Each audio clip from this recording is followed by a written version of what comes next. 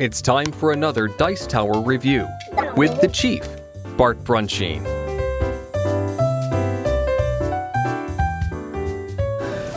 Hey, this is the Chief. We're going to talk about a game from Mercury Games called The Capitals, Cities Through Time, I think. I always forget the little sub deal, Cities Through Time. Now that's interesting because when I first got this, I thought I was moving into like a Sim City kind of game.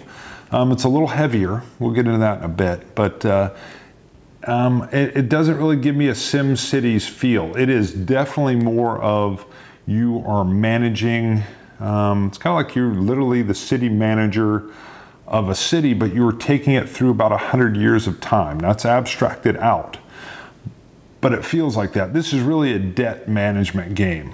So you're going to be selecting tiles which are actually representing your city. The board is simply a record-keeping track of the different things that you've got to keep in balance.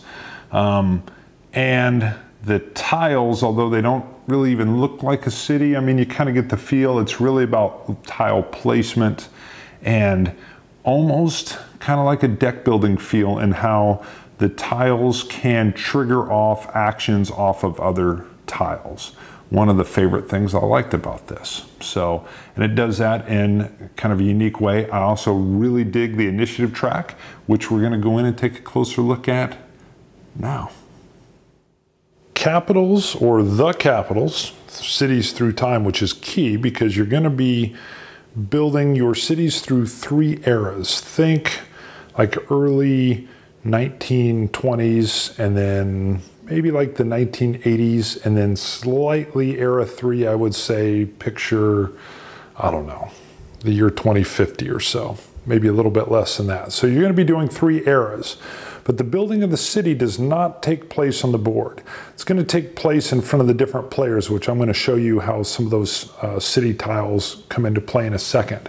But I wanted to just show you the board. The board is actually just a way for you to track everything and show progress and changes through your city. Every player is going to have different colored cubes or markers, and they're going to be placed in these different tracks. I'm going to come back to this political phase in a second, but you simply have the money track, which is money you're going to have from taxation. You're going to have tourism, which is going to attract you a lot of influence just based on, you know, the people that you're able to attract to your city. Your simple population and your employment track. You can never have more employment going on than you have population. And I'll explain how you move these things up. It's all on the tiles and some really nice iconography. And then you have public works, which is schools and police and whatnot. And you have a very nice double thing going on here. This is tracking you through the first era turns. This will switch you to the second era, its turns, and finally into the third era.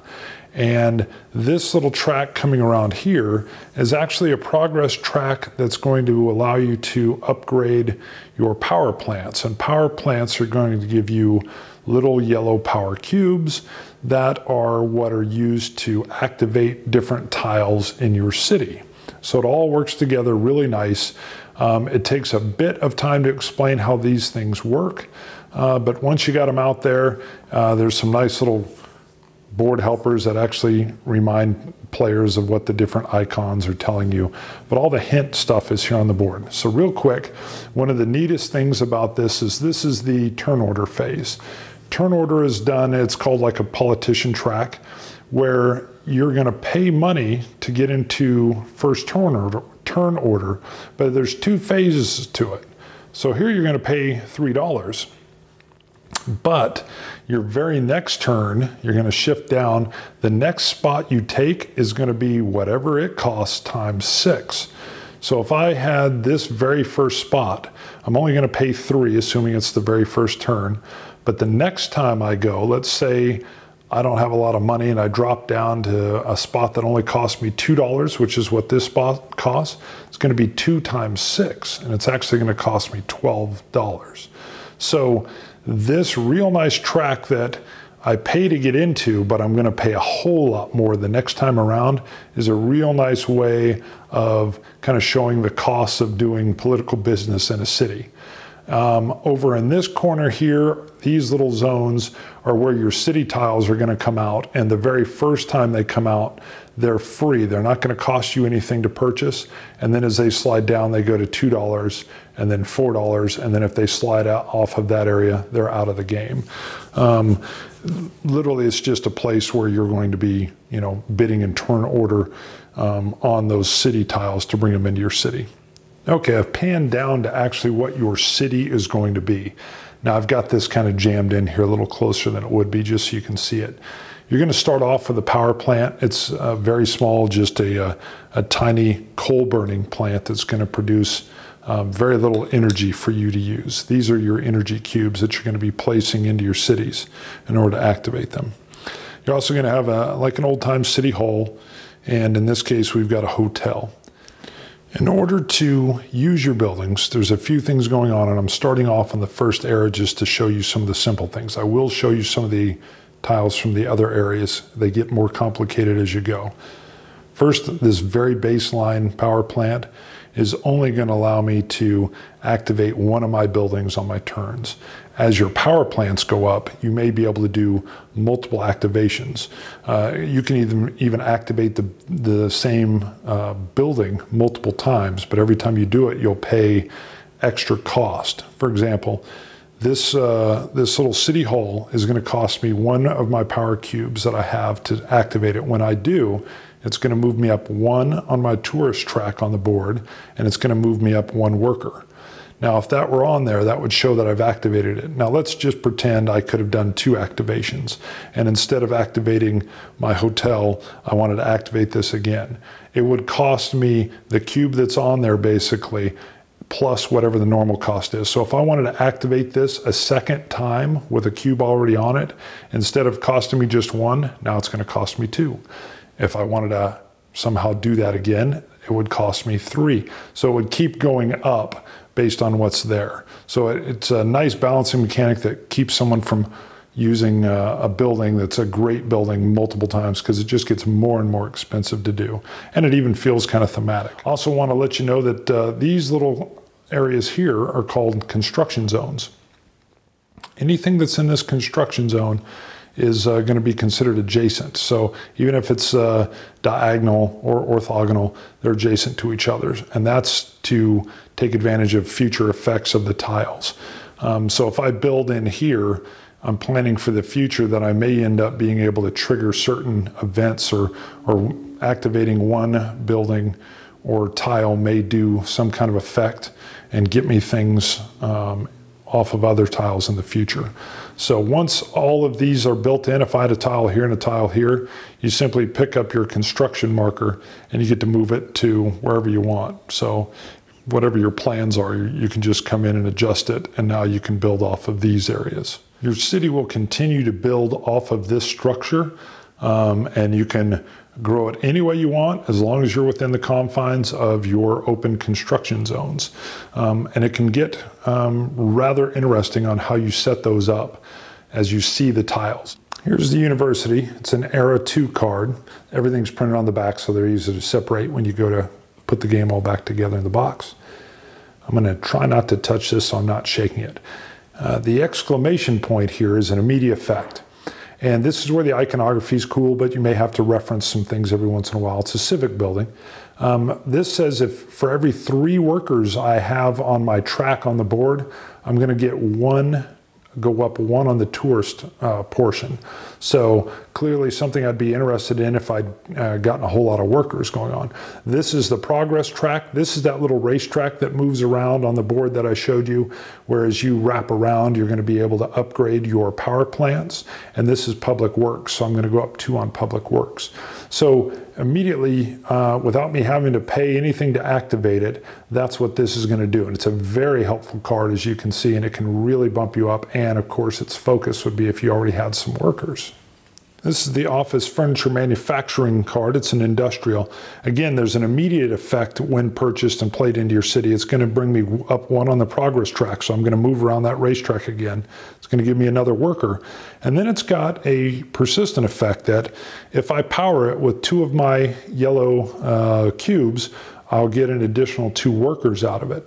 So you can start to see what the different city tiles are going to give you, and depending on what you need on the master board is really going to dictate what you're going to want to purchase. I'll show you a green one, which is residential. Again, an immediate effect. So you're seeing a trend here. It's going to go up 1 on the progress. This is actually going to give you 1 more on your population, but it's going to subtract you 2 on your public works. You're going to have to have more police and fire just thematically, so it's actually going to bring you down on that particular track. And this is the effect. If I end up building a different type of tile around it, so if I ended up coming in with my construction tile and doing something along this nature, it's going to go ahead and activate this little function, and it's going to give me an extra population. So clearly you want to have a high density residential right in the middle of all activity. So it's going to start, this is where I start to get like a deck building feel, that now I want to get some things in around it that are going to start to trigger certain events and move the main scoring board the way I want it to move. And this will continue to trigger as I build around it. So you can see it would make it very interesting for me if I got a chance to move a construction zone over to this area so I could continue to build around this residence. We'll come in, just start moving this along with some little ones. Again, the immediate effect, this one, when you build around it, it's going to make you money. So it's a walled mart. So anything that is built around the structure will make me $6 in taxation. By the way, you're in debt in this game all the time, so you need money and you need lots of it. All right, I'm going to whip through some of these Era 3 cards just so you get an idea of what they are. So again, the immediate effect, you can see Era 3, you're really churning out on a machine. You're making victory points, you're getting your money going, and you can lay down tons more cubes in your city, and it really starts to fly forward. Here we've got Boeing Aerospace, so almost Boeing, but not quite. Again, you can see what it's doing. I'm not going to walk through all of them. This one's going to get you a whopping 15. That is tons of money. And every single time you activate some building that is adjacent to this card, you're going to get 2 population. You've got a hospital. I'm just going to let you take a look at them now as I bring them in, since you kind of got the feel. You got a stadium, and we probably showed enough. Here's a fertilizer plant. So a couple of the high-tech buildings real quick. You can end up having the villa, and you can end up having these nice executive future-looking suites. Ramps up really nice, has a real good narrative arc. It feels to me like you are going through the 3 eras, but let's move away from just looking at a board with a bunch of little cards. All right, we're back. I forgot to say handles 2 to 5. Plays about an hour and a half, 2 hours. Up that up a little bit if you're learning. There is a lot of iconography on the cards that as you play, it's very intuitive, but it was my first playthrough. I was having to refer to it a lot, and then I'm asking somebody, hey, what's the lightning bolt on this thing do here again? So as you play through it, it's all like, yeah, okay, that does this, this chains into that. I definitely need to buy that color tile. And so all that gets taken care of, and you've seen what I'm talking about on those tiles. The first few rounds, I was doing everything I could to stay out of debt, and then I realized I can't. And I started to think, this is the nice thing about the game, because I was thinking, what do cities always do? Cities go into debt. And then if they plan right, if they've brought in the right type of buildings or industry or tourism or whatnot, they're going to get themselves back into the black. And I thought, all right, if the capitals is going to work the way I think it should work, I'm going into debt, baby. And I started laying on the debt. I need to power this. I need to bring that up. I'm going to increase my population. Hello, we're bringing in a museum because my culture sucks and I need some more tourists. Because if I get more tourists, I'm going to get more tourist money, which is going to allow me to power some more things or activate more of these tiles in my city. Guess what? It worked. All right, so this did very well. Literally, I thought, you know what? I'm going into debt. Bingo. Barely won that very first game. All right, but those last 2 or 3 rounds otherwise will make you a lot of victory points. I mean, you're just ching, ching, ching, ching, you're pulling in, and it's in those 3 eras, those third era cards are designed to do that. They're gonna let you convert money to victory points or this to that, or really move up your workers or your population, which is kind of how it was in the, as you're moving through 100 years in a city and your city really starts to cap out at 200, 300, 400,000, a million people, you're churning through some stuff. So they did a good job. The capitals, and again, I forget, cities through time. So again, it's not really SimCity, but it's city management, debt, and a little bit of what I call deck building, although it's not deck building. Sorry. See you guys later. It's the Chief from the Dice Tower.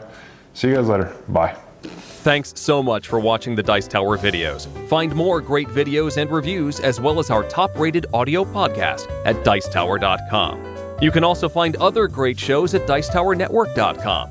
I'm Eric Summerer, and you've been watching The Dice Tower. The Dice Tower is sponsored by Cool Stuff Inc., where you can find great games for great prices. Cool stuff in stock. Check them out at CoolStuffInc.com.